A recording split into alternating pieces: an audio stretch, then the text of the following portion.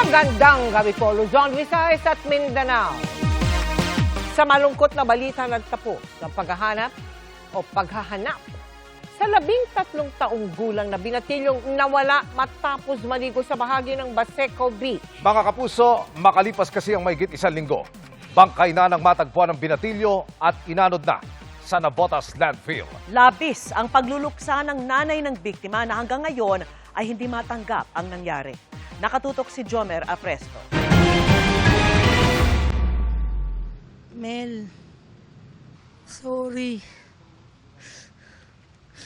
Ang bata mo pa. Hindi na kita makikita sa paglaki mo. Labis ang paghihinagpis ng nanay na si Roslyn para sa kanyang anak na si Romel. Siya ang 13 anyos na batang nawala matapos maligo sa dagat sa bahagi ng Baseco sa Maynila noong nakaraang linggo. Makalipas ang 7 araw na paghahanap, isang bangkay ang natagpuan ng mga otoridad sa Navotas landfill na boundary na ng Obando, Bulacan. Ayon kay Roslyn, agad silang kinontak ng mga tauhan ng Manila DRRMO para ipa-verify kung ito na ba ang nawawalang si Romel.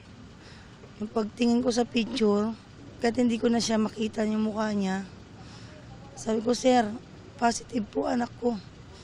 Ramdam na ramdam ko anak ko, sir. Bagamat masakit ang nangyari, tila gumaan daw kahit papaano ang pakiramdam nila dahil nakita ng katawan ng anak. Parang yung tusok dun sa dibdib mo na wala ng konti. Ngayon, patunayan ko na nawala na siya. Hindi yung nanguhula ko na kung buhay ba o patay na. Sana bigyan mo ko ng lakas na matanggap ko lahat. Hanggang ngayon, di pa rin ako makapaniwala. Tiyatapangan ko lang, Mel. Bigyan mo ko ng lakas, Mel. Kahapon na ihatid na sa kanyang huling hantungan si Romel sa tulong ng Manila LGU. August 16 nang mawala si Romel matapos siyang lumangoy sa dagat sa Baseco kasamang isang kaibigan. Nakaligtas ito pero si Romel inanod daw ng malalakas na alon dahil na rin sa habagat. Ilang tauhan ng Coast Guard, BFP at Manila DRRMO ang nagtulong-tulong noon para hanapin si Romel pero hindi rin nila mahanap ang biktima dahil sa lakas ng current. Una namang sinabi ng mga otoridad na bawal talagang maligo sa Baseco Beach. Jomer Apresto, nakatutok, 24 oras.